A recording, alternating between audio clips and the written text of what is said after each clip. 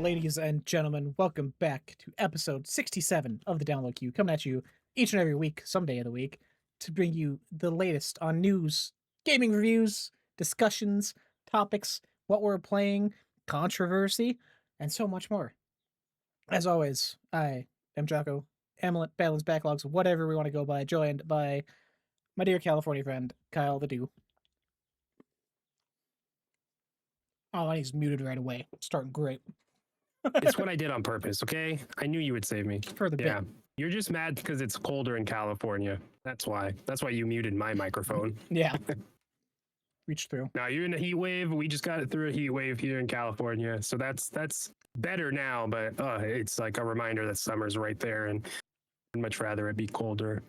Been a good week. A busy week. We didn't meet last week.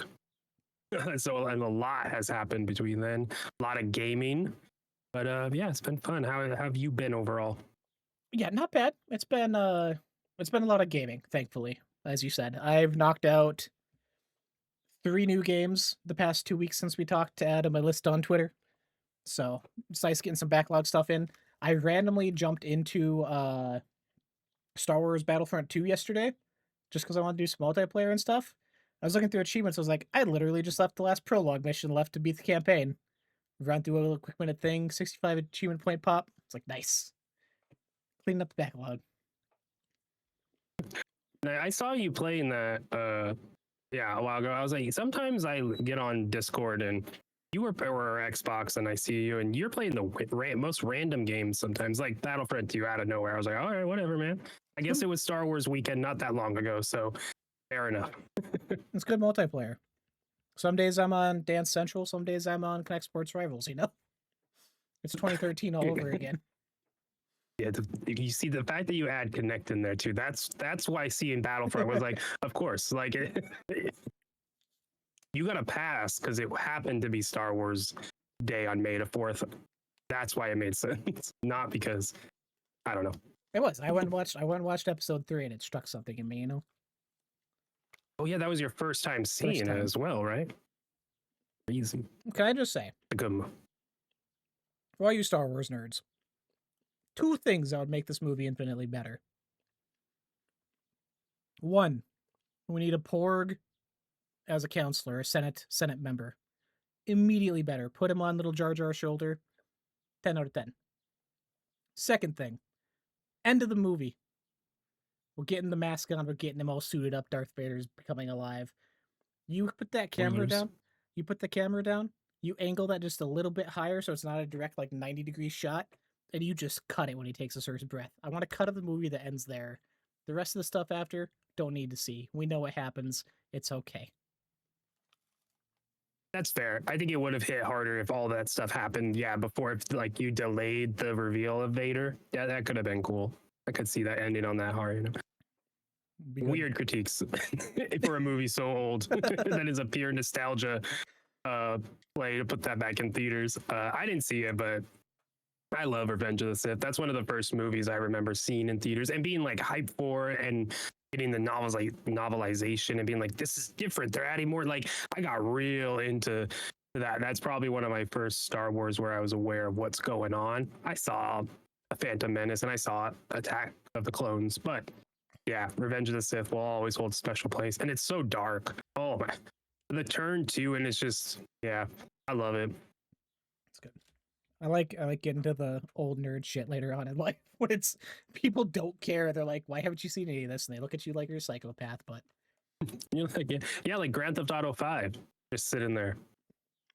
I'm gonna play it eventually. Now it's 360 version. It's in Game Pass. You can play it now. It's in Game Pass. But Doom's coming out. I got other stuff. I know there's way too many things coming out. I want to keep it there for a second, though. Can't stick with the Star Wars stuff. I need you to hit me with the Destiny Hour, Kyle. Destiny 2 did an update recently for a year-long roadmap. We're getting a Star Wars actual canon expansion. Is that correct? With the Gripper outfit? No, you're wrong. I'm wrong. Okay. Not canon. Yeah, there's a lot of confusion because of the reveal for the next year of Destiny, the year of prophecy. They're doing 2 expansions as opposed to one big one, and then the seasonal model that's been the thing they've been doing for the last few years. We're gonna get one big. I think they said it's about the size of Rise of Iron. That's the idea. So if you play Destiny, you might know that expansion from a number of years ago. So not big, but curated experience, a little smaller. So we're getting the first one. I don't even remember the first one's name off the top of my head. That'll be this summer, and then later, the Renegades, that's the Star Wars inspired one, will come out with a full reveal September 9th. Overall, real quick, Destiny 2, I'm very intrigued by what they're doing for the year. You know, I'm in for the year now. I got the stuff. I'm down to go. Let's see what's going on. Destiny will be my World of Warcraft. Until they really hurt me, I can't see myself jumping away from Destiny for too long. I just have a special place for that franchise. So I'm very intrigued by what they're doing. A lot of big changes overall. I'm waiting to see more, but overall positive feeling about where Destiny is heading, right? So excited to jump in June or July for that stuff. The Star Wars thing is not in canon. The teaser made it feel like we're going to Tatooine, but no, they have since had to like step back and like clarify what they mean because people were rightfully confused. But no, they're just doing a Destiny inspired or a Destiny story through and through that is fully no longer wink into the camera inspired by Destiny, which Destiny has always been. It's always been compared to and alluded. There's so many Star Wars elements within Destiny, especially Destiny 1, right? When you start from the beginning, there's so much Star Wars language and DNA within it. But now we're just getting an expansion that is going to be fully Star Wars. What that looks like will be seen. But they said it's not going to be, hey, you went through a portal and you're in Tatooine, but you're going to be on a location that is a desert planet that is very reminiscent of Tatooine, but it's a Destiny location with Destiny characters. But you're going to get a sword that is basically a lightsaber with wink, wink, X flavor on the item that heavily allude to it being a lightsaber, like just like they've done with the Halo weapons in the past. Like the battle rifle is in Halo or is in Destiny, but they don't call it that, and they have nice little flavor text that alludes to their other franchises they worked on. So I expect something similar for the Star Wars thing. Now, when they revealed it and they do that teaser, which is just a hint and like, is this Star Wars expansion? And then they show the skins, and the skins are just General Grievous, Darth Vader, and Kylo Ren, and they're not doing anything to hide the fact that those are those characters. Like, yeah, everyone freaked out and thought, wait, you're just doing Fortnite Star Wars event in Destiny? But that is not the case. Yeah, the outfits look a little weird. I saw them and I was like, it's weird because they're still obviously like trying to keep the Destiny art style, armor style going, and some of the pieces it just don't work. Like this is. I would argue they're not, though. I would argue they are not trying to keep the. Really?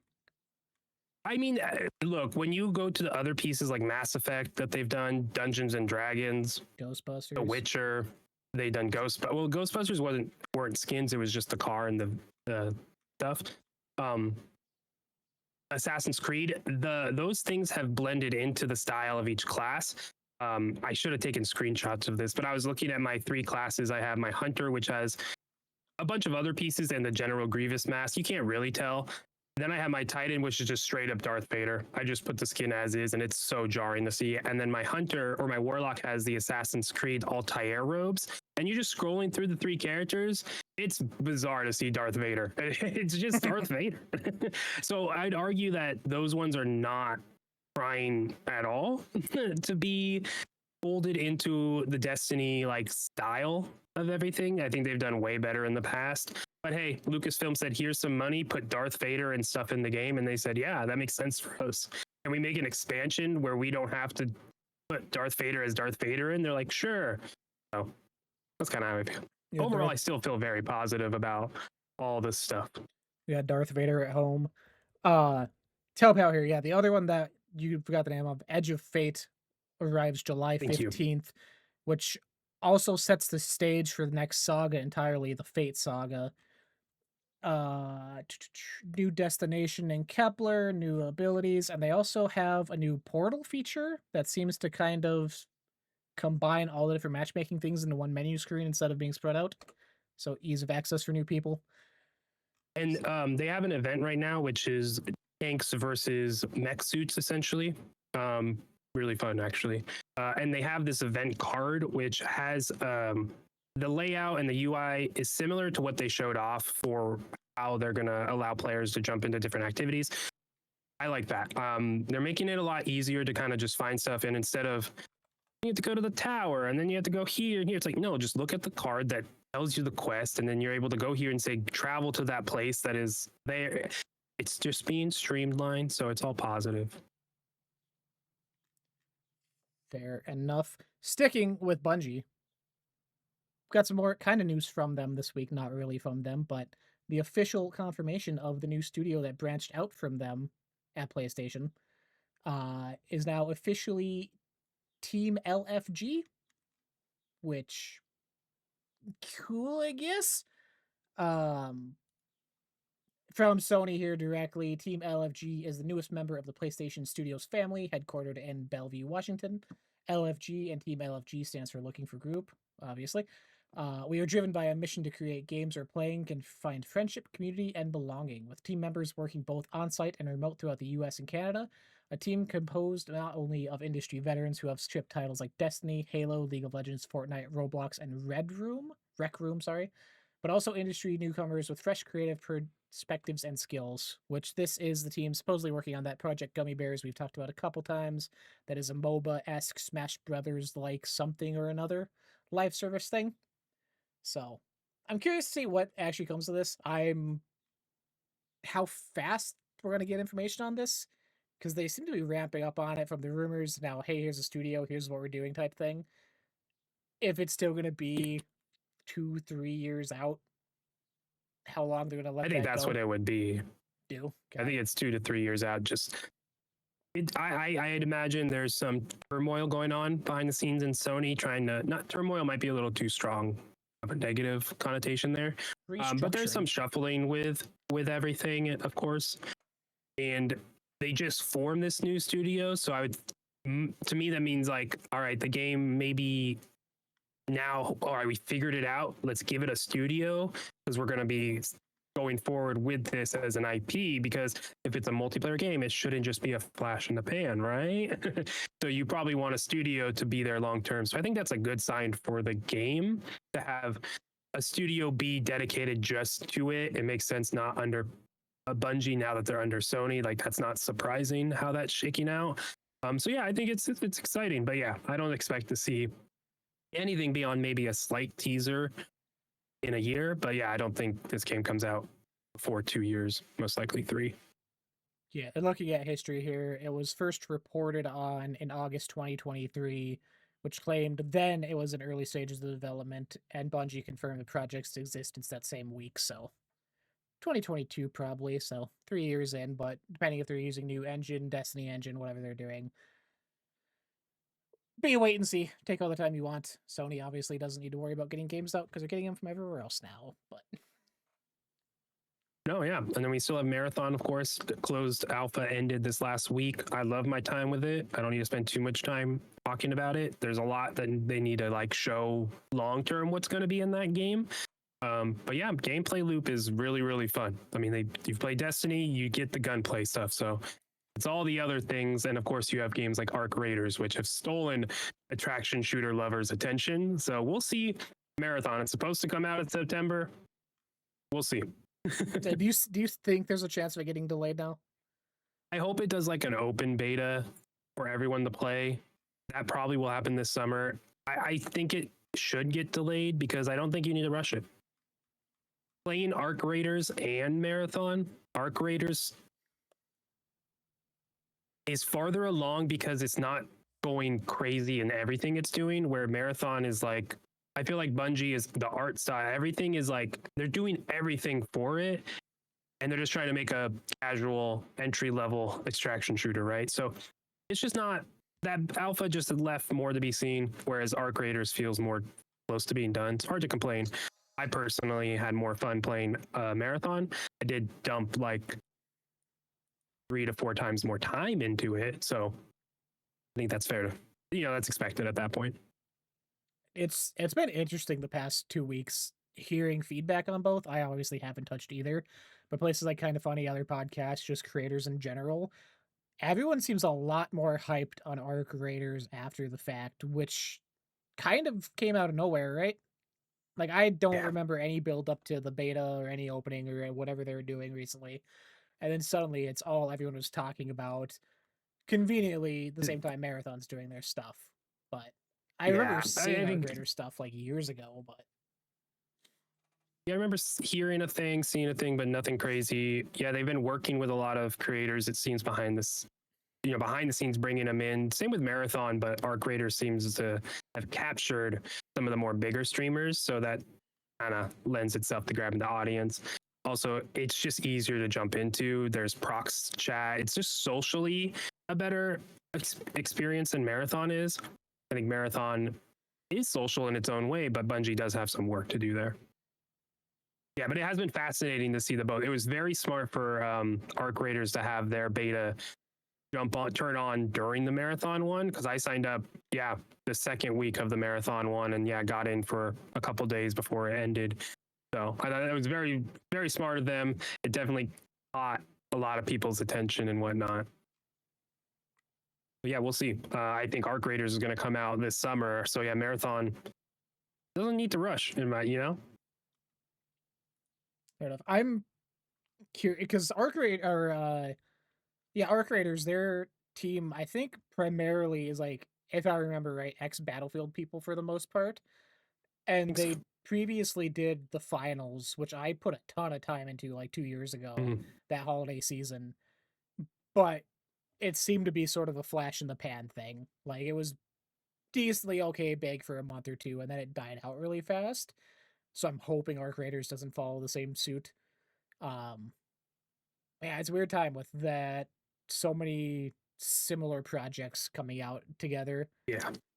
And like, It's, there's a lot of things in Arc Raiders that, like, the UI looks exactly like Jedi Fallen Order and Survivor, right? The font, there's like so many similar things. It looks like you also are running around the world. You can squint your eyes, and it looks like the majority of random Steam games you can buy that are a first or a third person military shooter, right? Like, it still looks gorgeous. I'm not saying that, but I feel like Arc Raiders, instead of going so hard in art design and setting up the world of marathon and right like Bungie's doing, it's just like, well, let's just kind of make like, all right, this works, this is a template, let's make it our own UI, there we go, all right, move on. Instead of Bungie is like, all right, meticulously everything seems specific for the world and the narrative of what they're doing. I think Bungie might be doing too much to make an extraction shooter, whereas at least Arc Raiders is like, yeah, we're making an extraction shooter. Here's the world. Let's go. Here's some systems that work in other games that we're going to adopt for us. And there's nothing wrong with that, right? I'm not saying like Arc Raiders is copying everything. I mean, Bungie's copying a lot too, right? It's not the first extraction shooter ever, but Bungie feels like at least visually they're trying to recreate the wheel in their own way, and that might hurt them. So that's like my biggest concern is there. Like Arc Raiders, again, so much farther along. It just seems there. Like the point, the world, the loop, fully realized. And it's also not as PvP focused, where Marathon, I felt like, is PvP focused. Like when you find someone in Marathon, you're gonna have a fight, most likely. Not most likely. It's gonna end up in a fight unless you sneak away. Whereas this one with prox chat, you can just hang out. And like, I saw people just get in the elevator with me and we escaped together. We were not on the same team. It wasn't a fight though. We both were like, chill. So different emergent gameplay styles, I think that the game developers are going for, respectively, for each game. be curious. They're both, I think, Marathon, we don't have a price yet. It's not full price, they said. And Arc Raiders, I believe, is a $40 launch Yeah, price no point. confirmed for Marathon, but expected 40 based off of Helldivers and saying it's not premium, but it will have a cost. Cool. Excited to see. I wish I would be like, oh yeah, I'm gonna hop into these when they come out, but it's so in the back of my mind. Even I haven't even had the want of like trying to get into the beta. Like it's so far Yes, out sir. of where I'm at right now, sadly. But yeah, I had a lot of fun with the Marathon beta. I just what's the point? Especially when they wipe everything every season. That's another thing. So yeah, I can't wait to hear more about Marathon because that'll tell me once we figure out what they got from the alpha, that we're gonna see more of the direction they're going. So more to come. More to come. While we wait for Marathon and Arc Raiders to come out, though, everyone everywhere can hop back in to the world of Gears of War. Reloaded, officially announced this past week. Launching August 26th for $40, Xbox Series XS, PC, Cloud, PlayStation 5, and Steam. Which, cool. I'm more confused by this announcement than anything. This has been as equally known about as the Elder Scrolls Oblivion remake than anything. And for the past 2-3 years, I feel like this has been a constant, oh, it's going to be announced this year. It's going to be a Gears collection announced this year. Wait for the June showcase. It's going to be announced. And then it finally happens. And it's an upscaled version of the remaster they already did once with 2 and 3 not available. Which I'm like, yeah, weird choices. But then you look at it from the perspective of, okay, Gears E-Day most certainly is not a 2025 game anymore. I would bet money. Hear me out. You're making the face. You get Gears 1 you're out. saying it's a for sure thing. I don't. Gears 1 is going to be out August. Now you piecemeal 2 and 3 out in between when E-Day launches. So it hits on PlayStation for the PlayStation players to get caught up on. It gets the hype going into E-Day. It gets people caught up for E-Day. It gets the player base over there excited for it. I don't know. I don't see a world that E-Day comes out between like 1 and 2. Or 2 and 3 and then E-Day. I don't know. It's a weird thing. I wish this was just a collection. I thought it was. And then when the blurb and seeing when it was like, if you have the Ultimate Edition, you get upgraded. I was like, wait, the Ultimate Edition was just one. Oh, this is just one. Super odd. I don't think this means E-Day does not come out this year. I think E-Day is a proven entity, or Gears is a proven entity, and you go back to Marcus Phoenix and Dom, and all you need is an Unreal, or all you need is a trailer that shows gameplay, and people are in, and then you can come out this fall, right? So I don't think it's a for sure thing. It makes sense to have the first game playable. Here you go. And then here's the prequel game that takes place right before this game, right? Because then 2 and 3 go off and kind of continue the story, but definitely they take it other places. I don't think it would be that weird for E-Day to come out after just the remaster of Gears 1. I think that honestly makes sense since Gears is a prequel. Yeah. In my head, I know we talked about it once already. In my head, I just think they would do more. I would love what you're saying. Sorry. I think they would do more than just 2 showings for it at the June showcase. Like in my mind, Gears would be that one more Outer Worlds 2 placement that it has this year, if it was coming out this year. Which on one hand, it's so big it probably doesn't need it. But then you look and they did it for Call of Duty. So I'm like, but I'd argue it's the first time Call of Duty's under the Xbox banner though again. So like that one also, and then it was different. Black Ops 6, we're like doing like we're making it, so like that one felt a little different. Outer Worlds 2, we have one, but I think they really put some effort and some investment behind Outer Worlds 2. There's a reason they're showing it off. Is it because Gears slipped? I don't know. I don't think so. I don't think Gears needs this slot, and I think Xbox is going to put a game that needs more light, needs to convince more people in the direct slot, as opposed to something that you're going to get all the old-timey bro players that jumped off of Gears when 4 and 5 came out. It just wasn't the direction they wanted. Oh, we're going back to the original, like Marcus and Dom. Like, hell yeah. You're going to get a subsect of players and people, and you have the Gears IP behind that. So we'll see what happens. We're on opposite opinions here. I think I'm going to land. I think Gears still comes out this year. I still think it does. E-Day. Fair enough. Gears of War Reloaded will feature 4K resolution, 60 frames per second in campaign, 120 frames per second in multiplayer, HDR, Dolby Vision, and 7.1.4 3D spatial audio. Cool. Variable refresh rates, 4K assets and remastered textures, improved shadows and reflections, and 0 loading screens during campaign. Which, 20-year-old game. I was talking about this, that it was just like a wake up one day announcement, and it's on Xbox Wire, which makes sense. It's a remaster thing again. It's an old thing. It's gonna be wherever, but everyone was dooming glooming. Oh, it's gonna be showcase and PlayStation, whatever. I'm like, no, it's just gonna be a daily post. You wake up, it's here. This is life now. Get over it. Move on with your life. Yeah, also, it doesn't need a big reveal. It's an old game. Yeah. It's just now you get to play it better if you have Game Pass or if you want to buy it. Enjoy. Yeah, Game Pass and that free update that you mentioned too, which awesome. I don't think I ever bought it when it came out for the real. Yeah, I didn't either. It was like when Game Pass was just starting, so I feel like that was one of the, oh man, I get to play the Ultimate Edition of Gears of War, and I might be messing up the timing of that at some point, but yeah. Hey, not how many other companies are doing free upgrades for remasters they're releasing. Right.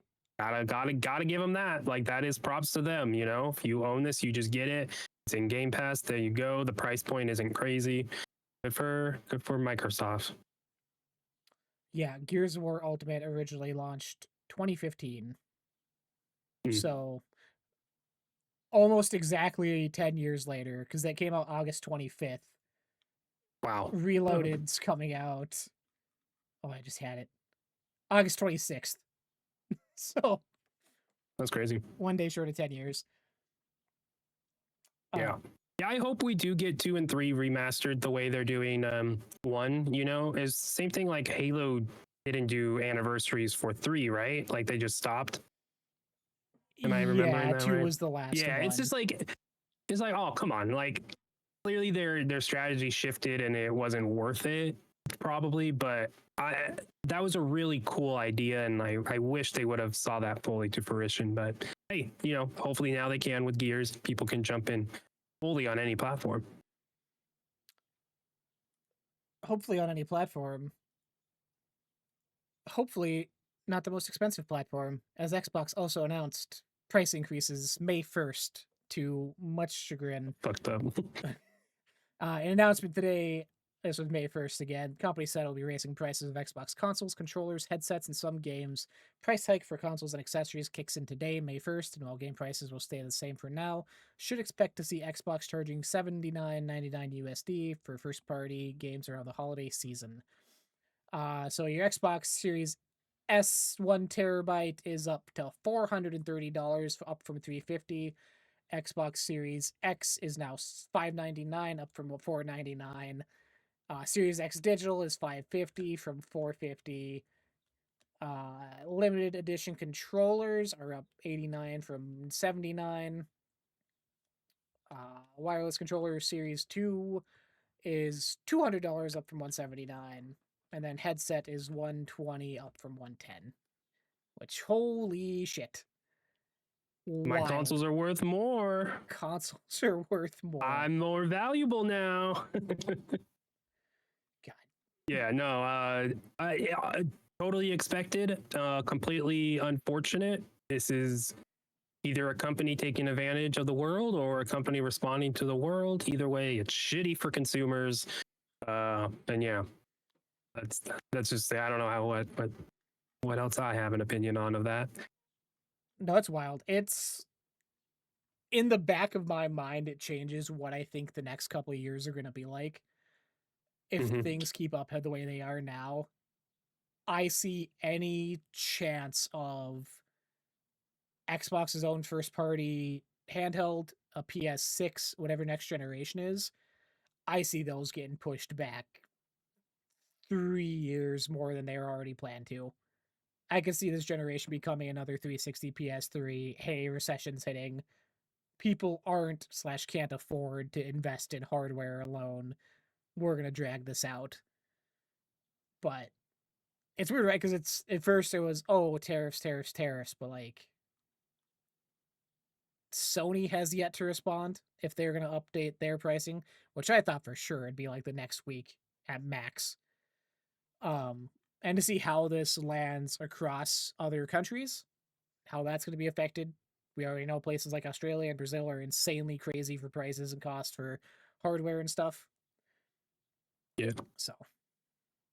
Yeah, no, I would imagine with the PS5 Pro just coming out, they don't want to touch pricing for a little bit. They probably already have a number of SKUs out. They probably have a certain number of stock that they're comfortable with keeping and selling at that price. And then, yeah, at some point, though, if the tariffs stay in place, importing costs will hit all these things. So no company is away from it. Microsoft obviously is trying to drive you into the subscription stuff. If you have a PC, hell, if you just have a phone, you can subscribe to Game Pass and access that. Next week, I do want to talk. Like, I've been using Remote Play and I'll play on my phone. The new app they kind of made, crazy, works really, really, really cool. But like they clearly, so like the way that works, having used that last night and just jumping from game to game, from Remote Playing on my console to cloud playing, just all in the same app, just like, oh shit, this is fascinating.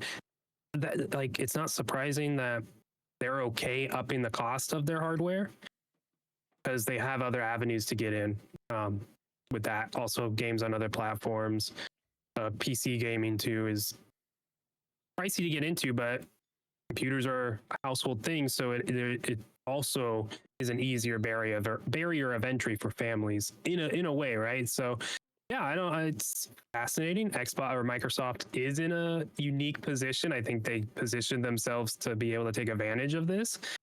Yeah, I agree. We're not seeing consoles anytime soon. 2027, yeah, that makes sense at the earliest till we get consoles.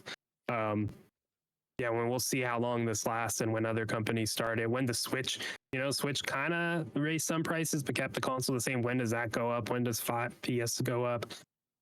If it does, obviously, hopefully it doesn't. And hopefully Microsoft says like, oh, oopsie, we jumped the gun. Like, oh, well, egg on your face. Like, hopefully the situation gets fixed, but I doubt that happens. So yeah, this stuff's about to get expensive. Yeah, I was going to bring up the Nintendo after here because one of their heads did an interview and they straight up said like, we're solid on the 450 price we did for launch, but going on later in the year, we can't guarantee that's going to fluctuate and change. Like, yeah, happy and they I have got contracts in place now. And yeah, right. Yeah, and there's contracts in place, shipping, like costs, like yeah, the effects won't be felt here for a couple months, and then they will be felt hard in this space. But Microsoft jumping the gun, of course. But I mean, it's not like that's their biggest seller, anyways, right? So crazy though that a console that came out 5 years ago is getting $100 price cut at the top end or price up. Crazy. Context, it starts to make sense in the world and everything, but crazy times. It brought the day it happened, my boss called me to his office. He's like, yo, when should I start? You need to go home. Take a breather. No, he's like, when do I start needing to look at getting a PS5 Pro? I'm like, what? He's like, well, now the PlayStation's gonna go up too. Now I'm like, again, I told him, I was like, I could see it being next week, but like can't guarantee shit. And he's like, well, I need to get it before GTA 6 comes out next year. Now that got delayed, I'm like, my brother, why are you getting a Pro just for GTA 6? He's like, oh, I still got a PS4. I haven't even got a PS5. It's like, all I really play is GTA and Red Dead Redemption. I'm like, you're going to spend that much extra money on a Pro for something that's not even going to be here for next year. And honestly, I doubt Rockstar is going to take advantage of the PSSR shit in the Pro until like 6 months to a year later. I don't think it's going to, unless they have a marketing deal and Sony shat out some cash. I doubt they put extra resources to make sure that version is better. It will be eventually, but yeah. You're also going to have GTA 6 for the next 12 years. True, though. It's true. Yeah. And we'll get like 2 updates. Yeah. Outside of online. Speaking of, as I just mentioned, got an official delay announcement, kind of a delay. We didn't have a date to begin with, but GTA 6 is now launching May 26th, 2026. We got to keep those same Feels like illiterate numbers. that was the date the whole time. Feels like this was maybe their first date the whole time.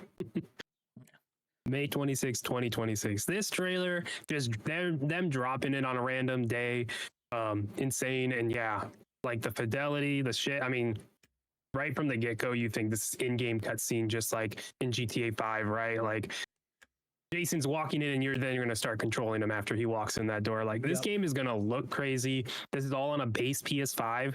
So like it's going to look great on either console. I jumped back into GTA 5. It's on Game Pass.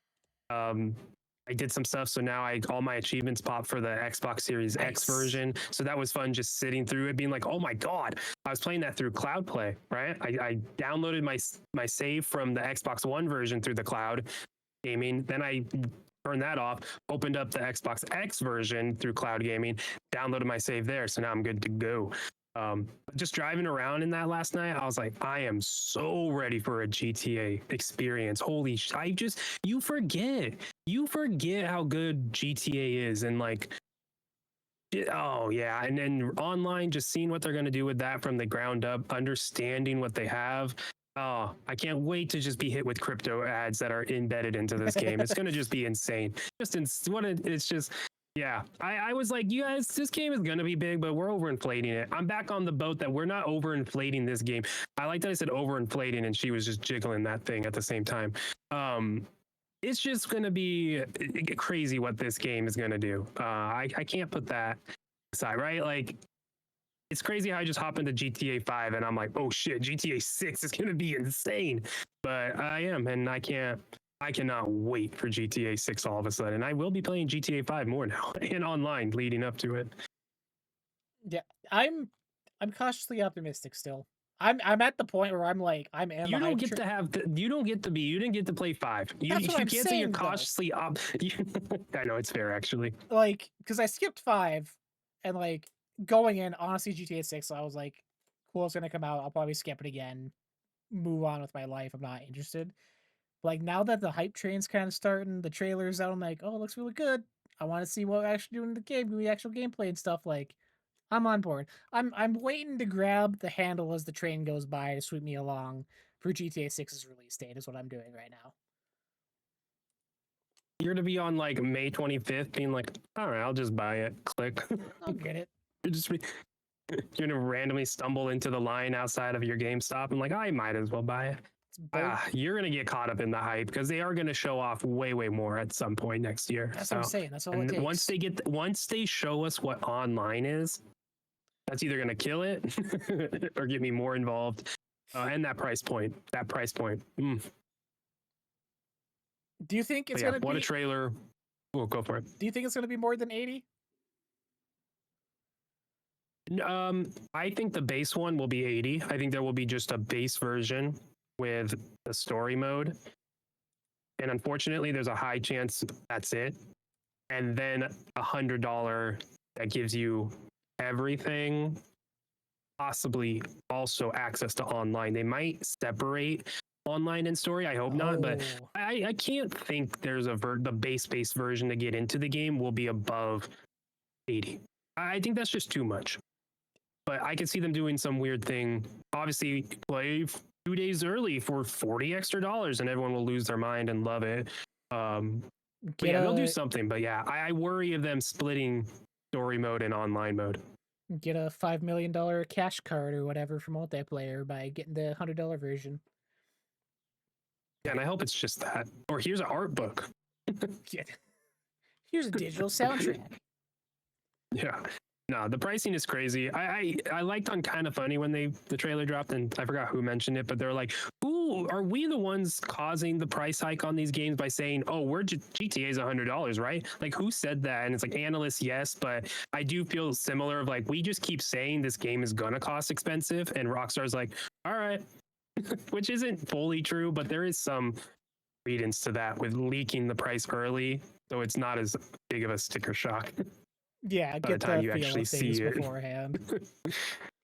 But yeah, cannot wait. I hope you get I don't know. You're not going to play GTA 5, but I wish GTA 5 the story was multiplayer because like I would love just to play that with you and just run around. But of course, online's online, and that thing is insane to work from the beginning.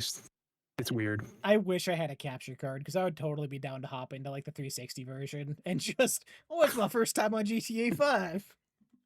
What year is it? It is. It would be such good content to play GTA 5 for the first time on 360 That's what I'm in saying. 2026. Like, especially if you plan it for next year, and yeah, leading into it, you just are playing GTA 5 for the first time, the 360 version, where there's no big people. The 360 couldn't handle it. If anyone wants to donate to a good cause, we're accepting. You can send it to me. Moving on, Kyle. In our Discord a couple days ago, oh no, I think it was Twitter. I hit you that I was going to come into the show with a game recommendation for you that I want to give a highlight to, because TikTok has been the highest of highs and the lowest of lows for gaming for me. I've been on a weird my feed trend of these are my top 10 games as someone born in 2008. I'm like, first of all, illegal. You can't do that. Second of all, who's putting Angry Birds Star Wars in their top 10 games of all time? You kids are dumb. Dumb kids. Don't like them. Interesting. But yeah, you replied to me talking about I was streaming Lush Foil photography sim. Yep. And then you said, I have a game for you. I have no idea what game you're about to tell me after me playing Lush Foil photography sim. Great game, Mad Newell. The pieces are there. You'll connect with me because it was that, and then I thought back to Tiny Glade when you were playing that. And this is more along the lines of Tiny Glade. Okay, that makes more sense. This is a little game I'd like to shine light on called Light Up the Town. It is a cozy, casual holiday game. You play as Bean, a precocious young ferret, and explore the town of Bellflower, Colorado, as you hang up festival string lights around to spread holiday cheer. Click to throw a light or decoration. The only limit is your imagination. And this, when I saw, I'm playing the video for you here, was the most nostalgic grabbing shit of my entire life. The colors, the vibrance on things, kind of looks like it's through a CRT, and you're just whipping lights all over the place. You want to put some candy canes in the snow to make a little walkway? You can. Oh my god. I was like, this game is amazing. Oh, like, this is, you're giving presents to people, you're just decorating places. I'm like, you put a good photo mode in this, like Tiny Glade or whatever, you could just like focus on one giant house in the town or like a mansion or something in the streets or something. Get a nice setup down, like perfect. I think it's only available for pre-order or wishlist on Steam right now. It doesn't have a solid release date. But Light Up the Town will be coming to PC, Steam sometime this year. I can't wait. I'm all about it. Oh my god, Tiny Light Up the Town, a decorating game. Yeah, no, that looks like it fits in the realm of Tiny Glade and Sticky Business. You have a sticker business. Just a cute, cozy game with a simple premise, right? That's just fun. I am wish listing it as we speak because that is a great game for me and my wife to play. And you're playing a little ferret, running around lighting up the town. I love that so much. So you know what? You get to keep giving me recommendations. I allow it. I would come. I bring the heat. But you also said in a photo mode. So one thing, there's no photo mode, or you don't even know. So I don't know. I'm confused how you got there, but I'll take it. It's nice, cozy world building here. There is. It is, yeah. Wow. See, you just do individual houses. It's good. I'm excited. There is some sort of. I wish listed it, so go make sure you do that. It's super helpful to studios, but yeah, this looks like a fun little game you're into. I'm saying. I know quality when I see it. Thanks, TikTok. But as we move on, I'm going to kind of end off here with an Expedition 33 update. Still the new. I think something's off. Oh, what's off? Oh, there goes Kyle. It is just me. As we wait for him to come back, Expedition 33 has been the newest hotness that you can't escape. Kyle is back. We'll give him a launched a few weeks ago. PlayStation, Xbox Series XS, Game Pass game, first title from Sandfall Interactive, out of France. Couple ex-Ubisoft devs. Famously, we have 33 people on the team type thing. Contracted work, but we don't talk about that.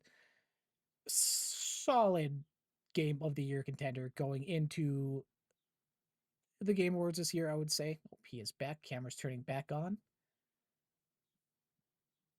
Hello. Kyle's back. That was weird. You're like, that's weird. Then you camera just shut off. I'm like, oh, okay.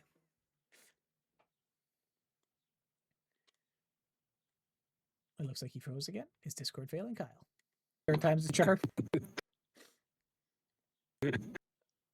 It's like everything on my computer says no internet, but the internet says connected. So I'm like, I don't know what's going on. Let's say you were back for a little bit and then froze and then back gone again. You know what? Maybe don't open Steam to wishlist things and then see 3 apps start updating. Example number 52 that I will not invest in PC gaming. Hey, this has nothing to do with game. I guess it does. Steam. Fair enough. Forget what we were talking about. Light Up the Town looks adorable. Light Up the Town looks adorable. Cool. I was teeing us off into Expedition 33, kind of update talk to end off the show, as it has been clear Game of the Year winner, runner, I should say, for many, many people. The new hotness of the town, literally lighting up the town everywhere you're at. I have officially finally rolled credits on it 3 days ago, I think. Finished off my time with it, went back for a couple achievements, but no intention of any New Game Plus story mode playthrough on my end. Where are you at? Because I asked you yesterday, you were through part of Act 2, now playing with the wife, which slows you down. Yeah, I'll tell you. Hold on. How dare you? No, I'm just kidding. There's 2 axons you have to go fight, and then you go to the monolith. I am in the monolith. Okay. That's all I like. So I haven't fought anything yet. I got real close to Grippies, and then it's like, oh, surprise, you're in the monolith. I'm like, come on. It's like close to we're fighting the paint. So like, you're walking up to the paintress and her feet are right there. Okay.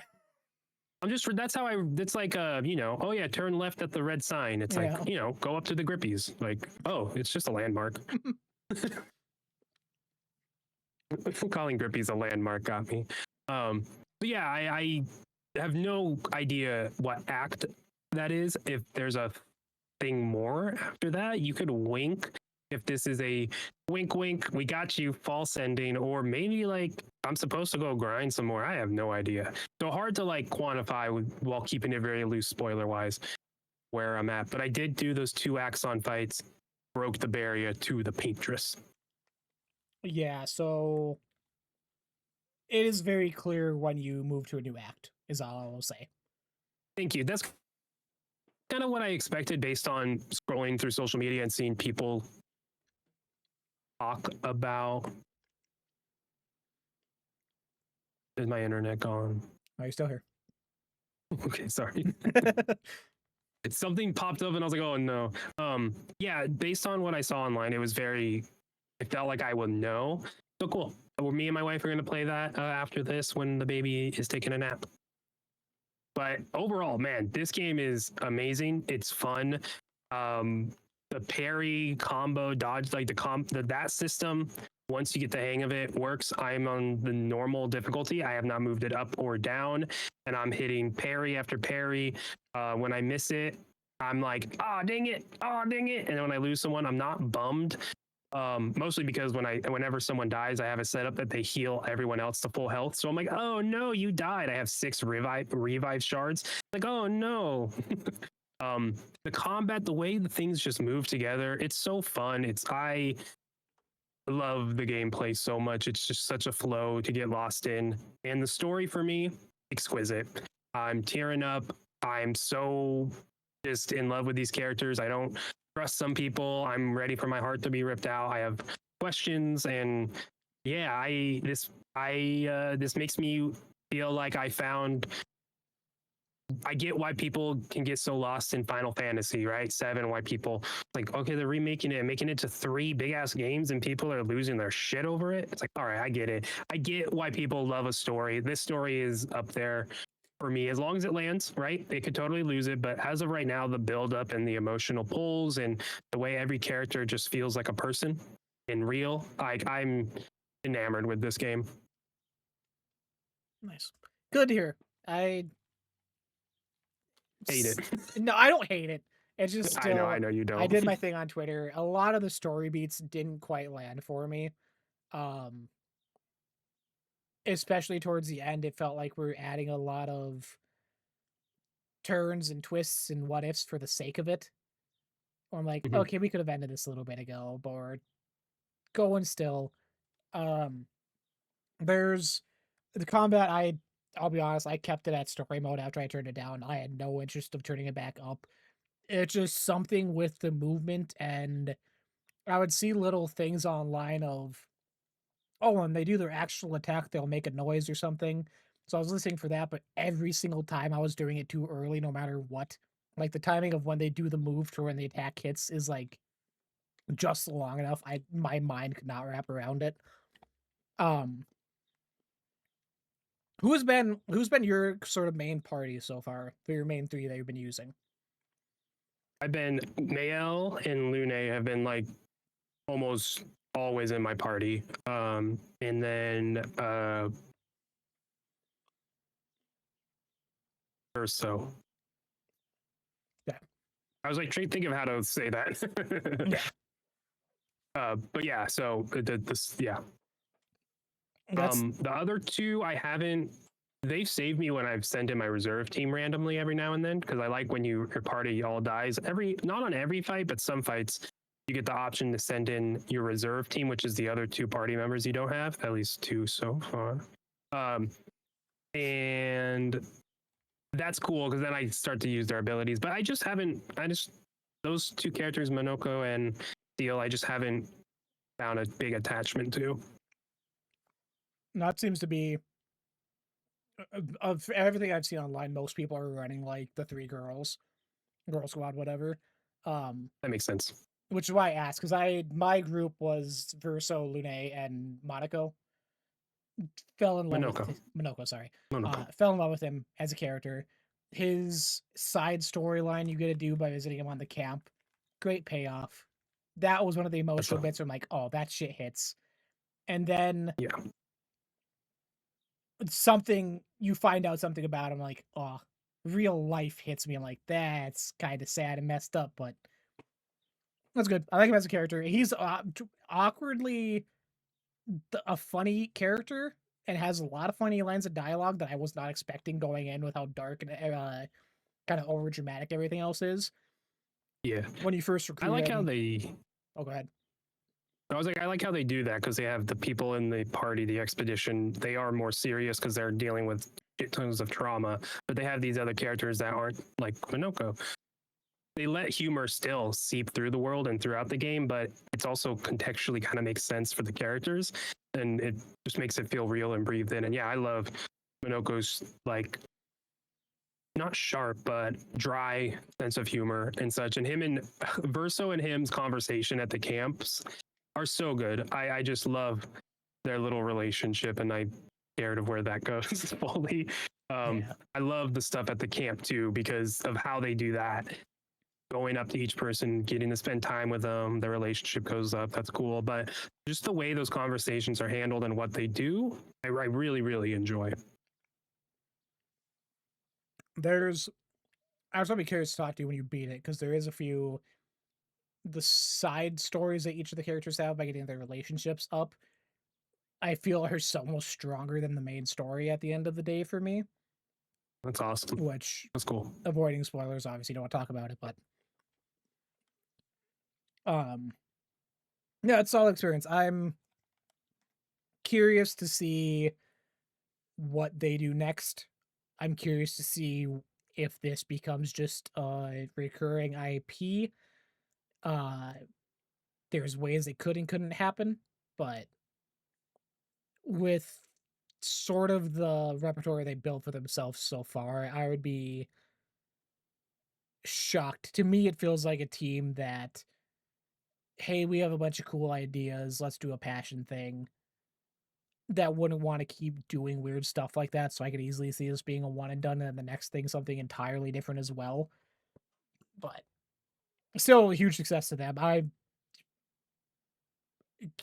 curious if it does last all through the year for Game of the Year contender for people, the way people have been talking about it, and just the success and favorite game ever, top 5 games of all time already. I'm like, this is very fast and shocking from the hey, we're a quick little insert in the Xbox showcase last June to now finally Yeah. launching and blowing up to a massive, massive thing. Which is cool to see. Yeah, core team of 30. Thousands of contractors, though. I saw that be corrected a lot this week. So I do want to shout that out because I think I was also like, oh yeah, it's only 30 people. It's not just like they hire outside people, and that's been corrected. Still impressive though, but there are teams of small people like that are that small actually doing all the work. That's a weird way of saying it. I hope you know what I'm trying to say with this. Yeah. But yeah, it's like a crazy cool new IP and such. Oh, I don't know the end of the story, but as of right now, I'm like, I wonder if this is something that they could do. Like Final Fantasy, there's anthology stuff, but the title is weird. There's 2 enemy types, one called Claire, one called Obscure. I'm like, that's the name of the game.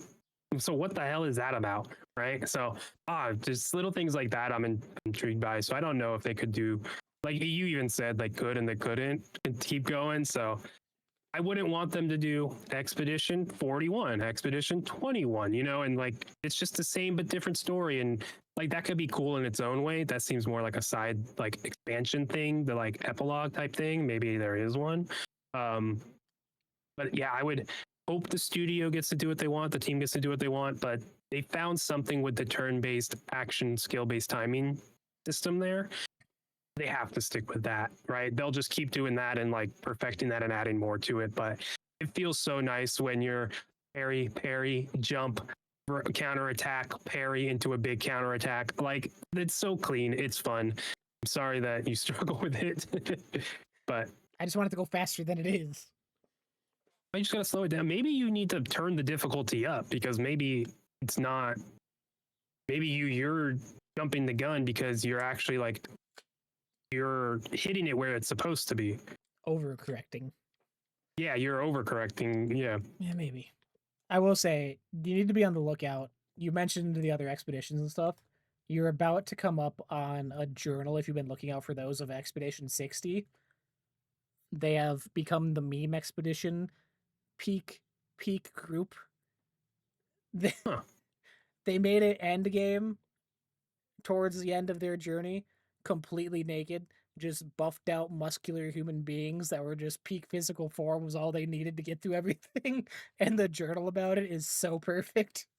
I love that. Yeah, I haven't been like jumping around side stuff for sure. So maybe I missed that one. Now I'm You haven't. It's coming. now I'm wondering. Okay. That's awesome. Yeah, the way they do that too is you're exploring, you'll come across different maps and different journal locations of not maps, but the rest points, the flags.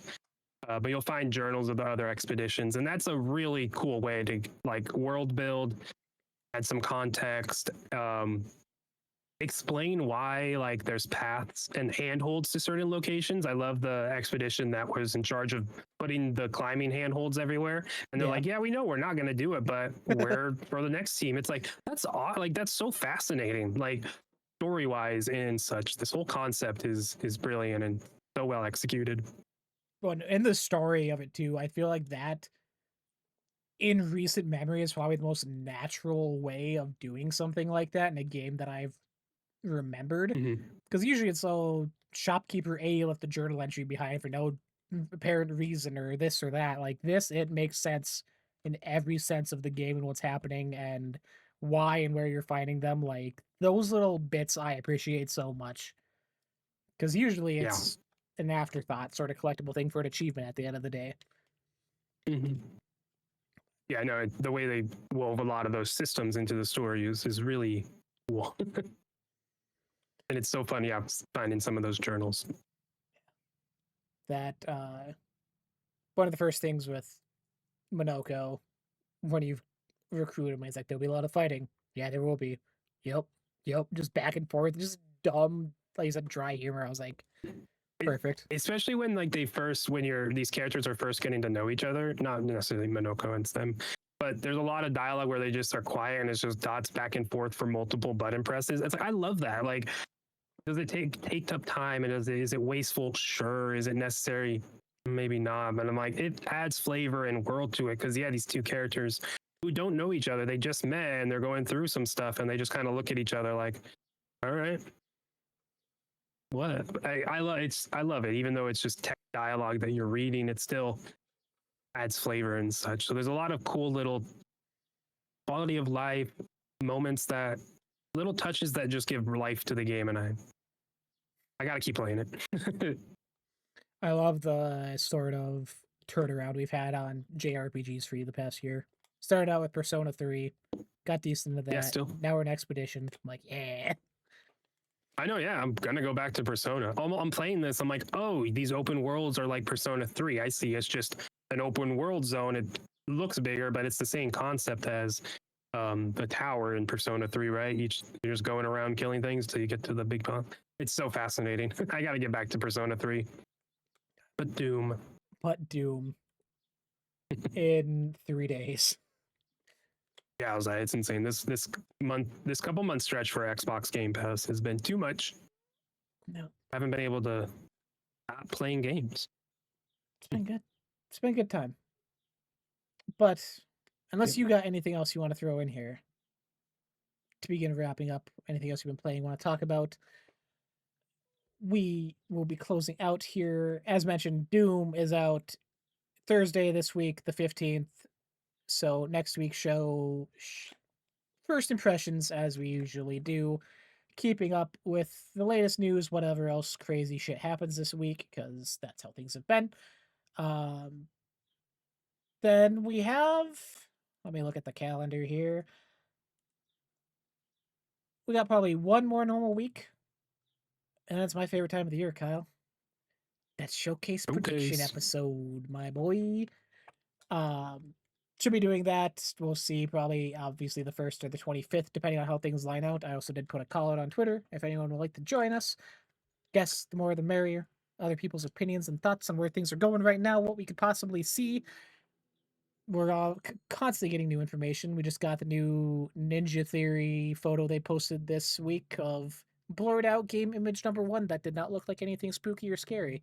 So what are they doing? We'll see. That's true. I know. Can't wait for that game.